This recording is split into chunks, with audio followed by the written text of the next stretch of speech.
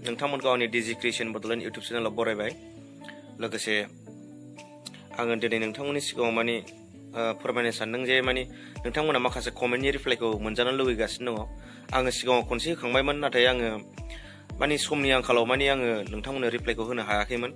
नाथाय दिनै बिराद बुरजा दङ, माने गैयाबाबो 17-18थासो दङ आरो माने मेन नोंथांमोना आंखौ जा बुस्थुखौ सोंदों बियो इम्परटेन्टफ्रा बिराद बुरजा दङ आरो।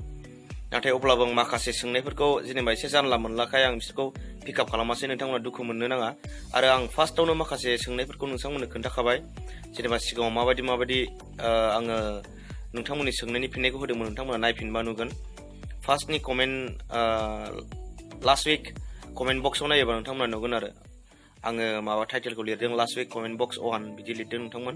बेवहाय नायफिनबा नुगोन। नाथाय दिनैनि कमेन्टखौ आं नोंथांमोननो खोन्थागासिनो दं दे, नायलांदो नोंथांमोन, खोनासंदो।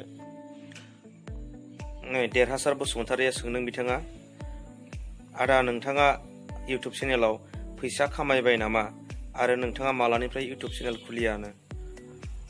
आसा लोगोफोर, माने आङो इउटुब चेनेल खुलिनाया बोसोरसेबो जाद्रायाखै।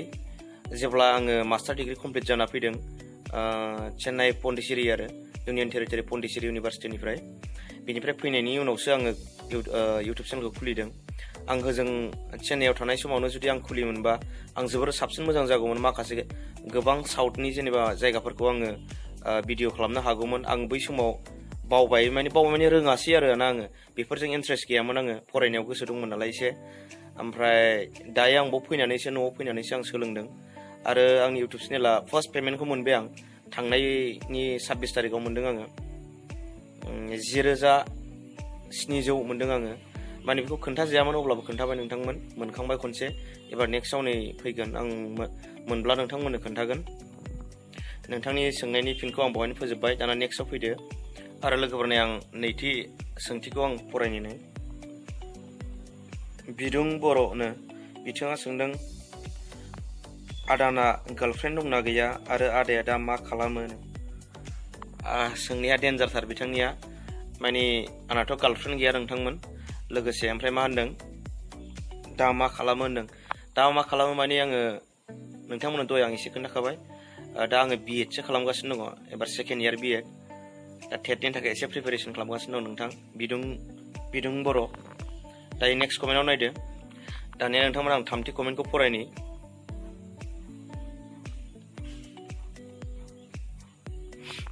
दै बर'आ सोंदों आरो ना, नै आदा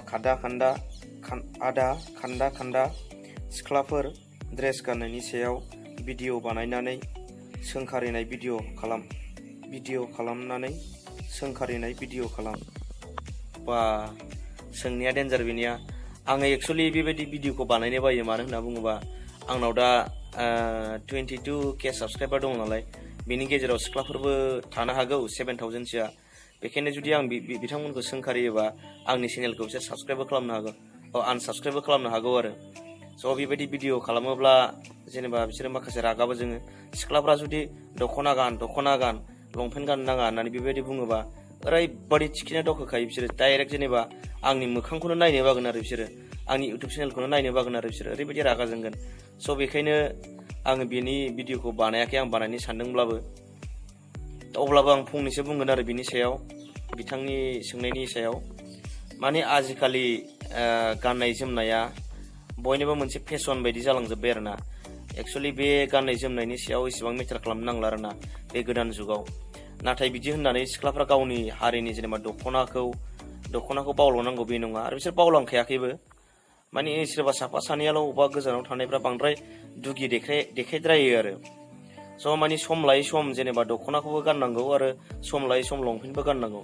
जेरै जों मा होनो दिल्ली बायदियाव थाङोबा, अबेबा गोजान जायगायाव थाङोबा जोङो मा होनो दख'नाफोरखौथ' गाननो हाया नालाय। हायो हानायालाय गाननो हायो, अब्लाबो माने बेफोरबायदि जायगायाव माने एसे उसुबिदा नुयो नालाय। जेनेबा नों हारसिं हिनजावब्लाथ' नों दख'ना गाननानै बेरायनो हाया जायो नालाय। ओमफ्राय लंपेन्ट गानोब्ला गासैबो जाथियानो लंपेन्ट गाननायखाय माने बेबा मा जाथि बिदि हमनो हाया आरो। जुदि नों डाइरेक्ट दख'ना गाननानै थाङोबा बियो बर' सिख्ला बेबायदि डाइरेक्ट टारगेट खालामजानाय जायो आरो ना। माने जोंनि ड्रेसानो एसे आल्ट्रा मडेल आरो ना, एसे जुदा रोखोमनि। बेखायनो जेनेबा माबायदि समाव गाननांगौ होनना बुङोब्ला, जेरै बर' हारिनि जेनेबा उदांस्रि सोमावसारनायनि माबा मोनसे जानाय समफ्राव गानलांनांगौ आरो जेनेबा सोरनिबा बर'नि हाबा जानाय फुजा जानाय खेराइ जानाय माने फुजा फोरबो आरो बायदि बायदि बर'नि कालसारफोर माबा मोनसे जेनेबा कालसार श' माने माखासे टाइम टेबोलखौ नायनानै माने जों दख'नाखौ गानथारनांगौ आरोना माखासे बर'नि हारिमु दिन्थिफुंनाय जेरै बैसागुफोर माने जेनेबा नांगौ खामानि सोरनावबा आलासि जाहैनाय सोरनिबा न'आव बर'नि न'आव आलासि जाहैनाय बेफोरबायदियाव माने दख'नाफोरखौ गाननांगौ आरो जेरै नाइट क्लाबाव थांनाय अबा माने जेनेबा अबा माबाफ्राव थांनाय मा होनो अबा जायगाफ्राव थांनाय मा होनो जेनेबा अबा मोनसे मडार्न जायगा आरो जेनेबा माबा मोनसे मडार्न जुगजों गोरोबनाय जायगाफ्राव थाङोबा माने जोङो लंपेन्ट बा नोंनि जाखिनि जेनेबा ड्रेस दङ दख'नानि अनगायै बेफोरखौ गानजायो आरो जेबो नङा जेरै न'आव उन्दुनायफ्राव जेनेबा दख'नाफोर गानोबा एसे बुरला जारला मोनोना सिख्ला समाव बेफोराव माने उन्दुनायफ्राव गानाब्लाबो माने जेनेबा हाफ पेन्ट माबा माबि गानोब्लाबो जेबो नङा आरोना ओमफ्राय बिदिनो जेनेबा गोजान टाउन सहराव थाङोबा अबा जायगाफ्राव माने जेनेबा टाइम टेबोल लानानै गानबानो जायो आरोना जेबो नङा माने बर'नि माखासे खिन्थु सिनायथि होथारनांगौ सम जेरै मा होनो कनफारेन्स जादों बर'नि एबसुनि कनफारेन्सनो बड' साहित्य सभानि कनफारेन्सनो जेनेबा बैसागु बोथोरनि फोरबोफोरनो आरो सोरनिबा बर'नि हाबानो आरो सोरबा आयंनाव आलासि जाहैनो आनैनाव आलासि जाहैनो बा बबेबा गामियाव बेरायहैनो बैफोर समाव माने दख'ना गानथारनांगौ आरोना आंनिब्ला आरो आं बेखिनिखौनो बुङो आरो सिख्लाफोरनिसिम बेखिनि बुंनायखौबा सिख्लाफ्रा दा रागा जोंबावगोनसो खोमा सिख्लाफ्रा डाइरेक्ट बुङो जोंखौ दख'ना गाननो थिनो नोंसोरलाय मानो गामसा गाना बेफोरबायदि बुङो आरोना जोंना गामसाफ्राथ' माने एसे खान्दा जायो आरो जेनेबा बेरायनायाव एसे उसुबिदा नुयोना माने गासिबो माने एसे उसुबिदा नुयो आरो जोंना गामसाया एसेबां दाम गोसाफोरनिबो गैया नालाय सिख्लाफोरनाथ' बाब गाननाया बिराद समायना दस्रा जाथिफोरनि ड्रेसफोरजों खुनु रुजुजाखाया आरो बेखायनो माने बिराद मिनिंफुल आरो जोंना बर'नि दख'नाया बेखायनो गानबानो जाबाय आरो सिख्लाफोरना आं बेखिनिखौनो बुंबाय नोंथांनि सोंनायाव एसे गोलाव जाबाय दै आं रिप्लाइ होनाया दा नेक्स्टआव फैदो ब्रैथियाव फैदो 4 नाम्बार नोंथांमोननि कमेन्टनि सोंनायाव फैदो आरोना दा नै सोमखां नार्जारिया सोंदों आरोना बिथाङा आदा इउटुब चेनेल बानायनायखौ आंनोबो फोरोंथार आदा प्लिज रिप्लाइ खालाम फोरोंगोन ना आदा नोंथां इउटुब चेनेल बानायनायखौथ' आं बावहाय फोरमायनो हाया माने कमेन्ट नोंथांमोननो माने कमेन्ट माने बे आं जेनेबा नै दा नोंथांनि कमेन्टनि सायाव रिप्लाइ होनायाव माने आं नोंथांनो फोरमायजोबनो हाया आरो बिराद खामानि दं नोंथां बहुद खामानि थायो मोनसेनि उनाव मोनसे माने 1000K साबस्क्राइब 1000 माने साबस्क्राइबार नांग्रोगौ आरो 3000 ना 4000 बेबायदि जाबाय दा बिसिबां माने वाट्स आवार नांगौ आरो ओमफ्राय बिनि उनाव नोंथांनि चेनेला माने गुबुननि भिडिअ हगारलाबायनाङा जा बुस्थुआ माने बिथांनि जा बुस्थुआ माने बिथाङा हगारखानाय बेफोरखौ हगारनाङा आरो नाथाय इउटुबाव मोननै रोखोमनि थायो दे केटागरि बेनो जाहैबाय मोनसे स्टेन्डार्ड इउटुब लाइसेन्स होननाय थायो बेबायदि होनानै आपल'ड खालामोबा नोंथाङा रिआपल'ड खालामनो हाया आरोना बेफोरबायदिखौ ओमफ्राय सोरबाया माने बोरैबा दंलै कन्ट्रिबिउसन ना बोरैबा माबा होननाय दं आरोना बे मोनसेयाव माने बिदि होयोब्ला नोंथाङा माने बेखौ रिआपल'ड खालामनो हागोन आरोना सोरबा इउटुबाव आपल'ड खालामदोंब्लाबो बिथांमोना माने पारमिट होनाय थायो आरो स' बेफोरबायदिखौ आपल'ड खालामनो हायो बेखिनिखौ बुंबाय नाथाय नोंथाङा सोलोंनोब्ला माने पार्सनेलि मालाबा फोरोंगोन आं कन्टेक्ट नाम्बार होगोन आङो गाहायाव बेहाय नायबानो जाबाय नोंथां आरो नङाबा नोंथाङा पार्सनेलि इमेलाव आंनो सेन्ड खालामहर नोंथांनि नाम्बारखौ आङो नोंथांजों मिस कल खालामना दोनगोन आरो नै बिथां सिमां बिथांनि नामा सिमां बिथाङा सोंदों आदा नोङो इउटुब चेनेलाव भिडिअ बानायनायखौ माबेजों खेबो मानि माबा जागोन आरो माजों भिडिअ शुट खालामो आरो ना माने आङो मबाइलजों बानायो दाबो मबाइलजों आखाइ फारसे थिखोना हमगासिनो दं आङो माने आंना केमेरा स्टेन्ड दङमोन दंनायालाय मबाइल बे स्टेन्ड दङ ना दाम खमनि ओरैनो 400-500नि न'आव गारबोदों आं न'आव गैया दा नै आं थायो बे रुमाव नैबे किटचेन रुम हरै आंनि सिङाव रुम दं आरो ओमफ्राय ओइजों लाइन मोनथाम आरो आसाम टाइप नालाय बे न'आ नैबे किटचेन रुमखौ एक्सट्रा बारायदेरना होदों आरो हरैजाय लाइन मोनथाम दं नै आं ओरैसो दङ नैबे मोनसे बाथरुम मोनसे लेट्रिन मोनसे इउरिनेल आं बरपेटायावसो थायो दा बरपेटा बिटि कलेजाव सेकेन्ड इयाराव आं दहायनो खोन्थाखाबाय आं बिएड खालामगासिनो दं होननानै दा आं बहायसो दं नै बायहेरायाव ओरैनो जिरायनानै दं आरो आङो ओमफ्राय टाइम पास ओरैनो नोंथांमोनजों रायलायबाय आरो माने आं मबाइलजों बानायो ओमफ्राय आङो मबाइल स्टेन्ड दंमोन लाबोआखै ओमफ्राय आंनाव मोनसे स्पिकारबो दंमोन आरोना बेखौबो लाबोआखै आङो न'आव दंजोबो ओमफ्राय माखासे जेनेबा